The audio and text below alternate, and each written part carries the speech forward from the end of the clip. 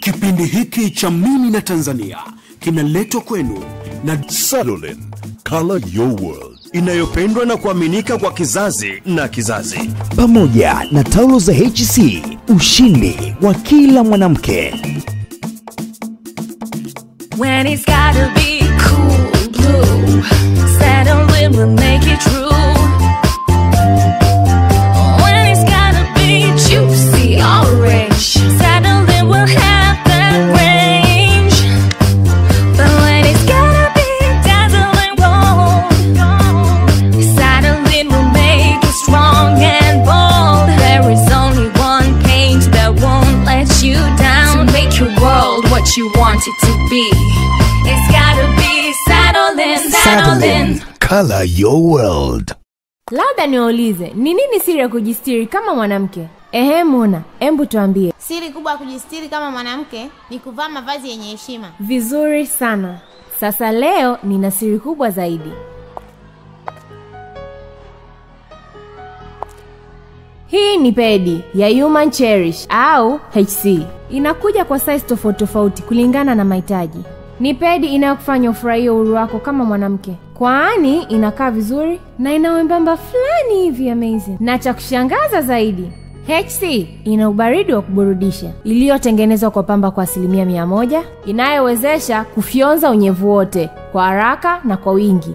Pia haivujishi, haichubui, haina muwasho, inakuweka mkavu wakati wote. Hivyo huna sababu ya kubadili mara kwa mara, na ina harufu nzuri ya jani la mchaichai ambayo itakufanya ujisikie fresh siku nzima. Hata ukiwa nyumbani, mazoezini, utajisikia kuwa huru. Kwani HC Ped ndiye mama wa pedi zote ulizowahi kutumia. Kweli, HC Ped ni ushindi wa kila mwanamke. Mtazamaji, ni kipindi kingine cha Mimi na Tanzania, na siku ya leo tunatokea katika wilaya ya Kigamboni hapa jijini Dar es Salaam, sehemu inayojulikana kama Mbutu Kichangani, kuja kusikiliza familia yetu, jamii yetu, wa Tanzania wetu, wenzetu ambao wana hadithi yao ya kutuambia. Lakini kabla sijaanza, napenda niwarudishe nyuma na kuwapa habari za maendeleo ya baadhi ya Watanzania, watoto wetu ambao tuliwachangia hivi karibuni. Nianze na mtoto Miriam aliyekuwa anaishi Loyola. Alikuwa na matatizo ya moyo, ambaye alikuwa amelazwa katika hospitali ya taifa ya Muhimbili. Tunachokijua hadi siku ya leo, tunaambiwa habari njema kwamba mtoto Miriam amefanyiwa operation na amepona, amepata ahueni. Sasa hivi anaendelea vizuri, yuko bado hospitali akipata uangalizi wa karibu kabisa wa madaktari bingwa. Nichukue fursa hii kuwashukuru madaktari wa Muhimbili walioweza kufanikisha operation hii. Tumtakie kila laheri mtoto Miriam, lakini shukrani za kipekee kwenu nyie wachangaji. Mtoto mwingine Belina, ambaye alilazwa katika hospitali na amelazwa katika hospitali ya CCBRT jijini Dar es Salaam. Ana matatizo ya mdomo, unaitwa mdomo wazi au mdomo sungura, na vile vile kichwa chake kilikuwa kina ubongo ambao unabonyea hapa kama tulivyowaonyesha na kama picha inavyoonyesha hapo. Kupitia kwa Dr. Y katika hospitali hii ameweza kuchangiwa kiasi cha shilingi 500,000 hadi leo hii. Lakini nichukue fursa hii kuwapa habari njema wachangaji na watazamaji wote wenye nia ya kumsaidia mtoto huyu, ni kwamba mtoto Belina amepata tayari ticket kutoka Skylink Tours. Wametangaza kumpatia tiketi yake ambayo tulikuwa tunatafuta. Kwa hiyo ile 500,000 tutaipeleka Skylink, na ile tofauti yake Skylink Travel iliyoko Dar es Salaam watachangia tofauti yake. Nichukue fursa hii kuwashukuru wachangaji na kushukuru Skylink kwa kutolea tiketi hii. Kilichobakia sasa kwako Dr. Y na timu yako ya CCBRT kuhakikisha mtoto Belina anapata passport haraka iwezekanavyo, na kuwakaribisha wale wenzetu wanaotaka kumsaidia kupata matibabu waweze kuwasili Dar es Salaam kumchukua kwa ajili ya kumfanyia matibabu. Tumtakie kila laheri na asanteni Tanzania. Tunaendelea kutokea Kigamboni siku ya leo. Tuanze na mama yetu, tuzungumze naye tupate habari kamili. Nini anachotaka kutuambia? Mama, ujitambulishe, unaitwa nani na hapo ulifikaje? Mimi naitwa Margaret Kasiani. Hapa nilifika, nimetokea Temeke Mikoroshini, na nilifika hapa kwa niaba ya mamangu mzazi. Mama alikuwa anaishi hapa? Alikuwa. Miaka mingapi iliyopita? Miaka kama 10 iliyopita hivi. Alikuwa anaishi huku. Kwa hiyo nilifika hapa kufuata mamangu mzazi, na mamangu mzazi yeye ameugua mwaka jana na amefariki kwenye mwezi wa 11 tarehe 15. Kusema ukweli sijabahatika kuwa na mtoto. Ila nilikuwa nikizaa tu bahati mbaya yani. Mpaka sasa hivi sina mtoto. Una mtoto. Hawa hapa mbele ni nani? Hawa hapa mmoja ni mtoto wa kaka yangu. Mmoja ni mdogo wangu badili yangu mimi. Mdogo wako. Na huyu?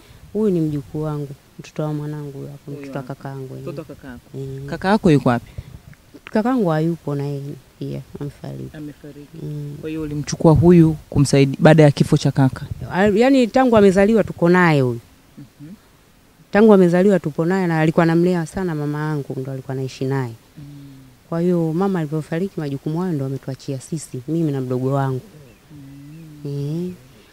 Lakini anaone ni kutoka amezaliwa naona na mkono wake kama vile hauko sawa, na kiafya yukoje? Mkono wake hauko sawa na mguu umesuro kwa hauna nguvu. Na yani hayupo sawa kivile kama binadamu tu wa kawaida kiakili, yani hayuko sawa kivile yani. Vitu gani ambavyo unaona anafanya ambavyo viko tofauti? Yani unachomuelekeza aelekei. Unachomwambia yeye aelekei, afanye kile kitu ambacho unachomwambia. Hawa anaweza kafanya baadaye akakirudia kile. Na unachomkataza mwenzo ndo anachokifanya hicho. Alipata mimba akiwa na miaka 15. Si ndio? Ndio. Na kama ni mtoto wa shule hairuhusiwi 20.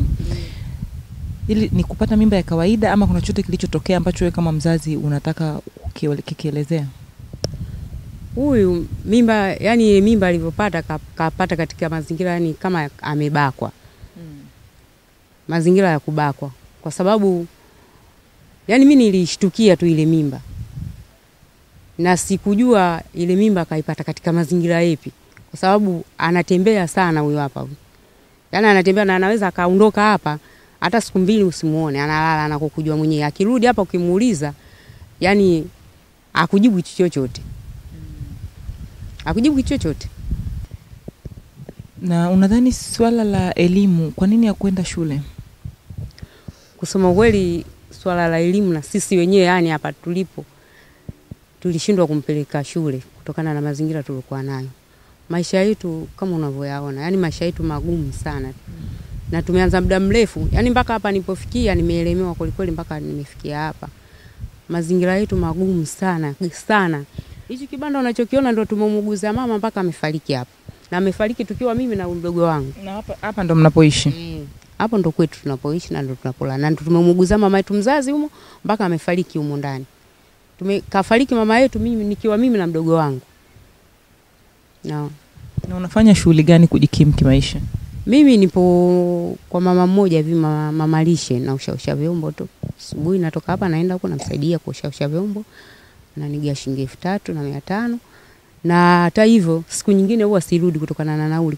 Maana yake ukitoka Kigamboni mpaka huko shilingi 1,000. Kwa hiyo ukiangalia mazingira naona bora nilale kule nichukue ile hela niwatumie ili wapate hela ya kula. Wanunue angalau hata unga nusu au robo akoroge uji. Lakini ukisema nifanye nauli inakwisha, mnakuja kulala na njaa. Na hapa kuna mtoto mdogo. Fadhali nyinyi wakubwa wazima, mtoto mdogo wa moyo hapa hawezi kuvumilia njaa. Mtazamaji, mmesikia sehemu ya kwanza ya hadithi ya familia hii, lakini kabla tujaenda mapumziko tuzungumze na Grace, mama wa mtoto, atuambie ilikuwaje hadi kufikia kupata ujauzito, na tunaambiwa sasa hivi ni mjamzito tena. Atatuambia baba yake ni nani na nini anachokiomba kwa watazamaji. Jitambulisho, unaitwa nani na utuambie una miaka mingapi? Mimi naitwa Gies Kasiani. Ndo sangazi zangu, sina sangazi wengine kama sangazi wengine. Wamenikataa. Wamekukataa? Ndio. Kwa nini? Sijui wenyewe. Tajua wenyewe Mungu wake. Wanakukataa, mbona wako na wewe hapa? Sio sangazi yao wengine. Wengine. Lakini Grace, si ushukuru Mungu shangazi yao wamekusaidia? Ndio. Unawaambia nini? Nashukuru sana. Bwana mimi. Wale wengine wamekukataa lakini hawa wamekubeba. Ndio. Pamoja na hali ngumu ya maisha. Si ndio? Ndio. Sasa hebu tuambie ilikuwaje ukabeba mimba ya Christina? Ilikuwaje, unakumbuka? Nakumbuka. Tuambie. yani huyo baba akaniita ni uje kuchukua 500, kumbe kaniona mimi punguani. Sijui yeye. Alafu akafanyaje alipokuita? Kanibaka. Ndio kapata mimba ya huyo. Na sasa hivi hali yako ikoje, unajisikiaje? Sasa hivi sijijui kama nina mimba, sijijui. Sasa hii mimba ya pili ilikuwaje? Mimba ya pili? Ni sasa hivi shangazi anasema una ujauzito. Ndio, ni mjamzito. Baba wa mtoto ni nani? Aliyekupa mimba unamjua? Simjui. Kanidanganya na yeye nitakupa yeye, ndo hajanipa yeye hata nini. Huyo kaondoka zake. Sasa Grace, kwa hali yako unataka kuendelea kuzaa watoto na hali kula, bado unataka kuendelea kubeba mimba? Unataka kuendelea kuzaa na wakati hata kazi huna, hata shughuli yoyote, Grace? Sina kazi ya kufanya. Ndio. Unataka kufanya nini? Unataka usaidiwe nini? Unaomba nini watazamaji? Naombeni nguo, sabuni. Na huyo mtoto babake simjui. Nguo, sabuni, viatu na nguo. Mtazamaji, tunakwenda mapumziko.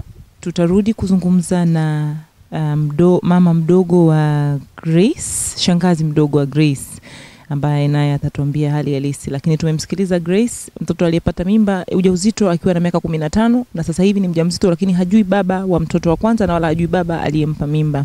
Kwa hiyo bado kuna changamoto ya swala zima la elimu kwa jamii na kulinda na kuelimisha watoto wetu wakati tunaenda kutafuta maisha au kutafuta kazi mahali pengine.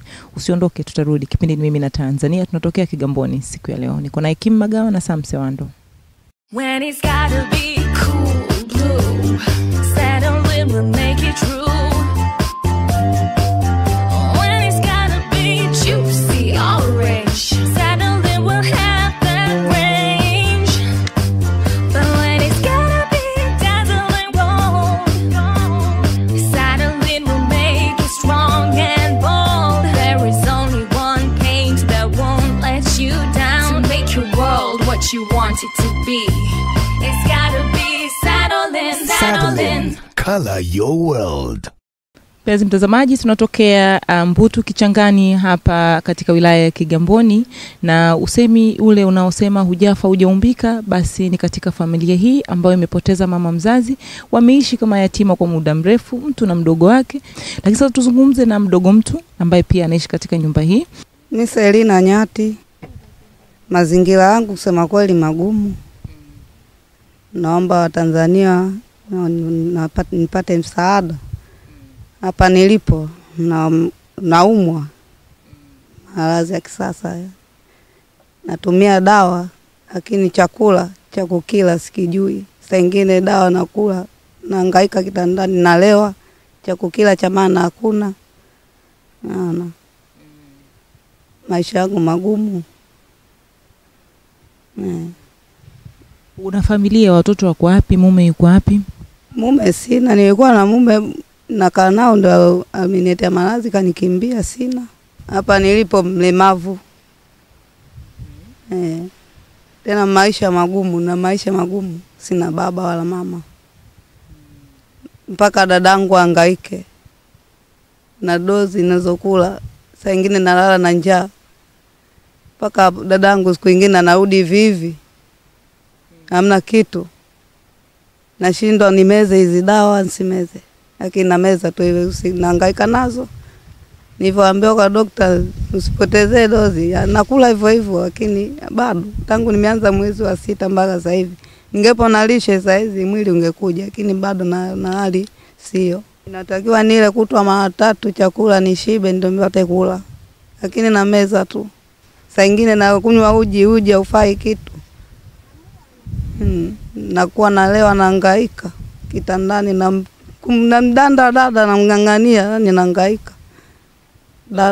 Dawa nanyelewesha nahangaika. Watazamaji wanakutazama sasa hivi, kuna hali inayoendelea nchini Tanzania. Watu wenye ukimwi wananyanyapaliwa sana. Wanaonekana hawafai, wanaonekana wana mikosi, wanaonekana sio watu tena wa kuishi na binadamu. Nini ujumbe wako wewe kama mama Mtanzania, mwanamke na mtu ambaye umeathirika na ugonjwa wa ukimwi? Ujumbe na waeleza asinyanyapae kabla hujafa hujaumbika. Mimi sikutegemea, sitembei, sifanyi nini, ageni amenikuta hapa malazi. Nikasema kweli hujafa hujaumbika. Sijategemea kama nitapata haya malazi. Na sitembei. Lakini nakuta nenda kupimwa nakuta na matatizo haya. Nilishangaa, nililia sana. Nikamkumbuka mama, nikasema basi nikamwachia Mwenyezi Mungu. Mtazamaji, wakati anaendelea anatoa risiti zake za hospitali, nisome haraka barua imetoka kutoka halmashauri ya Temeke kwenda kwa mkuu wa wilaya ya Kigamboni, Dar es Salaam, mwaka 2016 mwezi wa 8 tarehe 10. Yahusu utambulisho wa makazi. Bi Margaret Cassian Rudisha, ofisi yangu inakiri kumtambua ndugu mtajwa hapo juu. Ni Mtanzania, anaishi mtaa wa Mbutu Kichangani, wilaya ya Temeke. Nyumba namba ya kitambulisho chake imeandikwa hapa. Ameishi katika mtaa huu yapata miaka 16 tu. Naomba asaidiwe ombi la kuwasafirisha watoto wawili. Mmoja wapo ni mlemavu, pia kuwa na mazingira magumu ya maisha. Kwa barua hii tunaomba asaidiwe. Wako katika ujenzi wa taifa. Aliandika barua hii, inaitwa Omari Mgaza Rajabu, mwenyekiti wa mtaa wa Kichangani. Kwa hiyo amepeleka kwa mkuu wa wilaya. Baada ya kupelekwa kwa mkuu wa wilaya, tunaona barua hapa kutoka kwa mkuu wa mkoa, tawala za mikoa na serikali za mitaa, ofisi ya Rais, Jamhuri ya Muungano wa Tanzania. Meneja wa mabasi watajwa hapo juu wamefika ofisi ya mkuu wa mkoa wa Dar es Salaam kuomba msaada wa kuweza kusafirishwa kwenda mkoa wa Mtwara na kurudi Dar es Salaam. Aidha, kwa barua hii unaomba umsaidie ndugu Margaret Cassian na Grace Peter waweze kufika Mtwara. Natanguliza shukrani Daniel Jenga, katibu wa mkuu wa mkoa wa Dar es Salaam, na nakala ikapelekwa kwa ndugu Margaret Cassian. Kwa hiyo ofisi ya mkuu wa mkoa iliwaombea kusafiri. Kwa hiyo Margaret, nirudi kwako nikuulize. Wewe ulikuwa unataka kuwarudisha nyumbani? Ndio. Na kwa nini unataka kuwarudisha nyumbani? Kutokana na mazingira nilikuwa nayo. Waende wakaishi kwa nani? Kwa kaka yangu mkubwa yupo kule. Niliomba niwapeleke kule kutokana na mazingira nilikuwa nayo. Nimpeleke huyo nibaki na huyo hapa. Kwa sababu huyu aende hospitali, huyu mdogo wangu aende hospitali bila mimi. Kwa hiyo nikaona bora nipunguze mzigo mmoja nibaki na mzigo mmoja. Ndio maana nikasema ninawapeleka hawa afu narudi na kuja kubaki na huyo, kwa sababu nilimshauri twende, akasema mimi dada siwezi kwenda huko. Wewe wapeleke tu watoto, rudi tuje tuhangaike tu hapa, lakini mimi kwenda huko haiwezekani. Nikarudi nyuma kweli, nikafikiria ndo kama hivyo. Watu kama hao wengi tu wananyanyapaa. Unaona? Nimechanganyikiwa kusema ukweli. Maana tatizo lilokuepo hapa huyo ndo kama mazingira kama hayo hapo hayo. Kuna mambo kibao anatakiwa. Kuna kupelekwa kliniki, kuna sijui vifaa vya uzazi, sijui kuna vitu kibao. Na mazingira nilokuwa nayo mimi hapa siwezi kusema ukweli. Umejaribu kwenda kwenye halmashauri husika hapa wilaya ya Kigamboni? Hapana, nilienda kwa mkuu wa wilaya. Kwanza nilienda kwa mkuu wa mkoa. Siku ya kwanza kabisa nilipoenda kwa mkuu wa mkoa, huyo dada alionipokea akaniambia aje, mbona mna mkuu wa mkoa nani mkuu wa wilaya kwenu ulikotokea, nenda kule kaombe msaada huo, watakusaidia. Nikarudi kwa mkuu wa mkoa, kwa nani kwa mkuu wa wilaya. Nilipofika pale, yule kaka niliyemkuta akaniambia aje, siwezi nikakupeleka kwa mkuu wa wilaya bila barua ya utambulisho, rudi kwenu kachukue barua ya utambulisho, mimi nitakupeleka kwa mkoa. Nikarudi huko nikaenda kwa mwenyekiti, akaniandikia barua. Nikaenda pale siku ya kwanza sijamkuta. Siku ya pili sijamkuta. Siku ya tatu nafika pale saa 5 naambiwa katoka sasa hivi, msubiri atarudi saa 8. Nikasubiri. Amerudi pale mishale ya saa 10. Naona? Ameingia, tulikuwa watu hawa wawili tu ambao tulikuwa tunamsubiri. Ameingia kaitwa yule, kaenda kaambiwa kuna watu wanakusubiri. Kaenda kaanza na yule mama wa kwanza. Maana wote tulikuwa wanawake.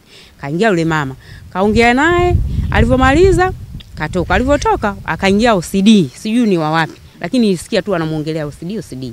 Kaingia. Wamuongea mpaka katoka. Alivyotoka mara na yeye mkuu wa wilaya akaanatoka. Kutoka tumekaa mimi na yule kaka ambaye alinipokea. Kaingiza mkono mfukoni, yule mkuu wa wilaya akatoa shilingi 10,000 anampa yule kaka, anamwambiaje kaninunulie vocha. Yule kaka akamwambiaje, huyu mama kaja muda mrefu anakusubiri wewe, ana matatizo. Sawa, wewe nenda kanunulie vocha. Basi kuna mdada mmoja sio ni secretary sio ni nani wake kaja pale kanioji na yeye nikamuelezea shida yangu. Kwa hiyo naomba nimueleze. Akaingia ndani kaenda kuongea na mkuu wa wilaya.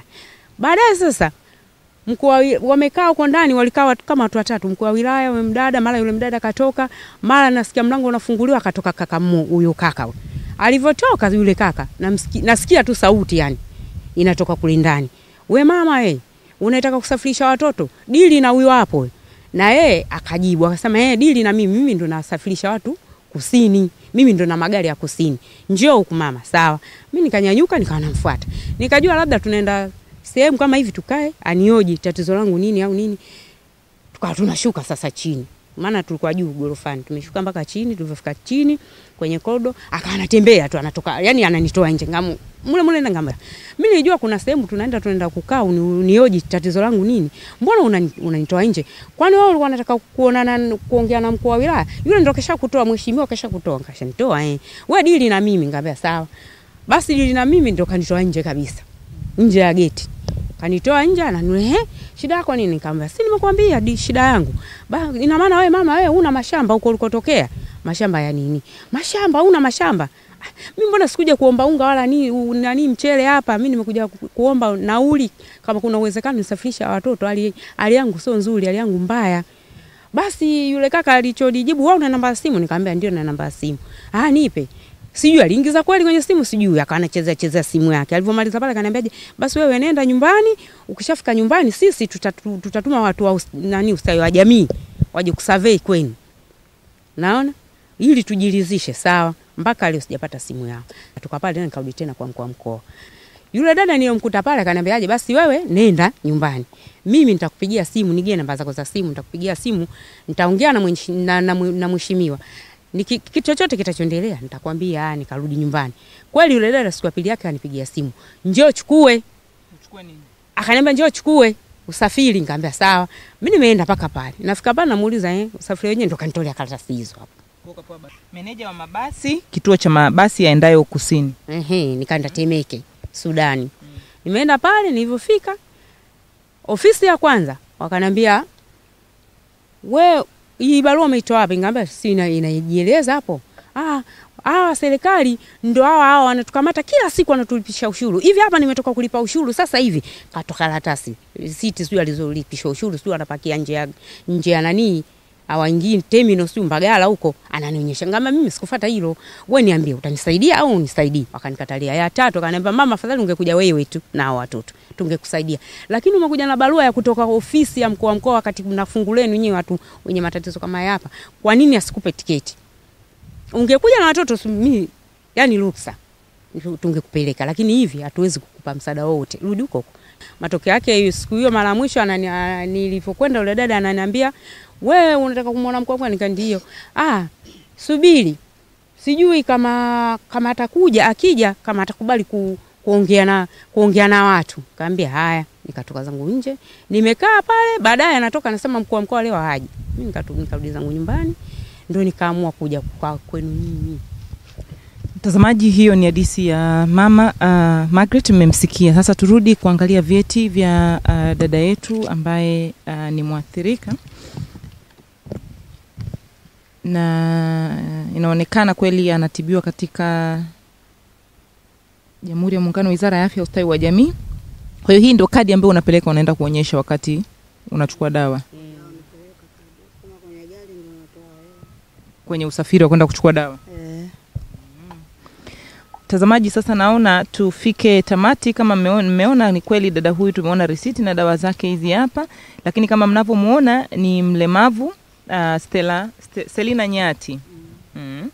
Na anahitaji msaada, na sio msaada tu wa chakula bali hata usafiri wa kwenda kufuata dawa na msaada mwingi wa mawazo. Watu kama hawa wanatakiwa kuongeleshwa, kuambiwa mambo mengi, kusikia vitu vingi na kupata elimu ya maisha zaidi ya hapa. Lakini vile vile mtoto wetu Grace hapa ana mtoto mdogo. Yeye mwenyewe alikuwa mtoto wakati anapata ujauzito, anakuwa lakini tena anapata mimba nyingine. Kwa hiyo bado anahitaji msaada wetu, na kwa haraka msaada wa kumpeleka mtoto kijijini kama mama Margaret anaonekana tu ni katika kuwaza na katika kuchanganyikiwa maisha kuwa magumu katika jiji la Dar es Salaam, lakini kwa kila mtazamaji na kila Mtanzania mtakubaliana nami, kuwaondoa watoto wao kuwapeleka kijijini sio swala ambalo tunataka tulifanye, sio solution. Tutafute solution ambayo inaweza kuwasaidia hawa. Ni pamoja na kuhakikisha watoto wao wanatunzwa na ustawi wa jamii, kuhakikisha msichana huyu kama mnavyomsikia na tumeweza kuzungumza naye, hayuko sawa kichwani anapozungumza na anapojielezea, labda ni katika hali ya maisha na katika kukua katika hali ya shida, inaendea hata yeye kutokuelewa na hajaenda shule kabisa. Kwa hiyo hii haiwezi kumsaidia sana mtoto kwa kumpeleka kijijini na mtoto wake na kule wazazi hawapo na wazazi wake tunaambiwa tayari wameshafariki. Mama huyu anajitahidi, anasema anafanya kazi, anapata kwa siku shilingi 3500. Shilingi 3500 kwa siku iweze kumlisha na kumleta tena kumrudisha hapa na yeye mwenyewe matumizi yake na matumizi ya familia hii. Bado maisha hayaendi. Hawa sasa ni mategemezi wake. Kwa hiyo mpenzi mtazamaji, narudi kwenu tena kuomba msaada. Kutoa ni moyo. Lakini kabla sijafunga kuomba namba, nirudi katika serikali hii yetu ya awamu ya 5 ya Mheshimiwa Rais John Joseph Pombe Magufuli, ambaye amekuwa mstari wa mbele kuhakikisha haki za watu na misaada na watendaji wa serikali wanafanya kazi kwa muda unaotakiwa na kusaidia kila anayehitajika kusaidiwa katika hali yoyote ile inayowezekana. Kwako mkuu wa wilaya, kwenu ofisi ya ustawi wa jamii, hawa ni Watanzania wenzetu wanaomba msaada. Lakini msaada ambao mimi nauona mtanisaidia wapenzi watazamaji, sio kurudisha watu vijijini ambapo hakuna maisha na kule hakuna ndugu. Ni kuwasaidia hawa waweze kupata kinachotakiwa. Lakini sisi kama kipindi cha Mimi na Tanzania, kipindi cha jamii, tunaanza kuwaomba Watanzania tena wachangie, waweze kupata kipato, angalau wawe wanafanya biashara yoyote hapa. Lakini tulichojifunza kikubwa zaidi hapa, hakuna bima ya afya. Ninarudi kwenu NHIF, National Health Insurance. Kama inawezekana basi mwasiliane na hawa watu kuwapa bima ya afya. Ni kitu cha muhimu sana kuweza kuhakikisha maisha yao yanasonga mbele. Nifunge kwa kumwambia Mama Margaret ataje namba yake ya kuchanga. Tunaomba simu ijaribishwe. Wakati anataja namba, mtu ajaribishe namba yake kama inaita. Ni 0787 44 13 32. Namba ya pili ni 0659 41 88 72. Sisimizi umeziandikisha kwa jina lako? Zina Margaret nani? Moja inatoka Margaret Cassian, moja inatoka Margaret Peter. Watazamaji mmesikia, na tunajaribisha simu moja ambayo tutaona kama itaita. Imewashwa, imezimwa? Yes. Mpenzi mtazamaji, simu inaita, kwa hiyo ndio namba yake ya kwanza. Kama ilivyo tutaikata kusudi tuweze kupokea simu nyingine utakachokuwa. Namba ya pili mpenzi mtazamaji, kwa hiyo namba zote alizozitaja ziko sawa. Tunaomba tuanze kuchanga sasa. Kutoa ni moyo, usambe utajiri. Leo yako katika familia hii, kesho yatakuwa katika familia yako. Mpenzi mtazamaji, ni kuage. Kutoa ni moyo, usambe utajiri. Alamsiki. Kipindi hiki cha Mimi na Tanzania kimeletwa kwenu na Salolin, Color Your World, inayopendwa na kuaminika kwa kizazi na kizazi, pamoja na taulo za HC, ushindi wa kila mwanamke. When it's gotta be cool blue, Salolin will make it true. When it's gotta be juicy orange, Salolin will have that range. But when it's gotta be dazzling gold, Salolin will make it strong and bold. There is only one paint that won't let you down, to make your world what you want it to be. It's gotta be Salolin, Salolin. Color Your World. Labda niwaulize, ni nini siri ya kujistiri kama mwanamke? Muna, embu tuambie. Siri kubwa ya kujistiri kama mwanamke ni kuvaa mavazi yenye heshima. Vizuri sana. Sasa leo nina siri kubwa zaidi. Hii ni pedi ya Human Cherish au HC. Inakuja kwa size tofauti tofauti kulingana na mahitaji. Ni pedi inayokufanya ufurahie uhuru wako kama mwanamke. Kwani inakaa vizuri na ina wembamba fulani hivi amazing. Na cha kushangaza zaidi, HC ina ubaridi wa kuburudisha iliyotengenezwa kwa pamba kwa 100% inayowezesha kufyonza unyevu wote kwa haraka na kwa wingi. Pia haivujishi, haichubui, haina muwasho, inakuweka mkavu wakati wote. Hivyo huna sababu ya kubadili mara kwa mara, na ina harufu nzuri ya jani la mchaichai ambayo itakufanya ujisikie fresh siku nzima. Hata ukiwa nyumbani, mazoezini, utajisikia kuwa huru, kwani HC Ped ndiye mama wa pedi zote ulizowahi kutumia. Kweli HC Ped ni ushindi wa kila mwanamke.